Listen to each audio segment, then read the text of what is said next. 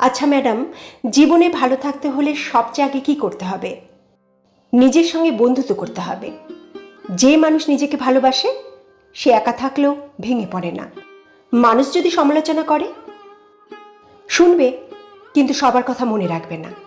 সবাইকে খুশি করতে গেলে নিজের মনের শান্তিটাই হারিয়ে যায়। তাহলে কষ্ট এলে কি করব? কষ্টকে শত্রু নয়, শিক্ষক ভাবো।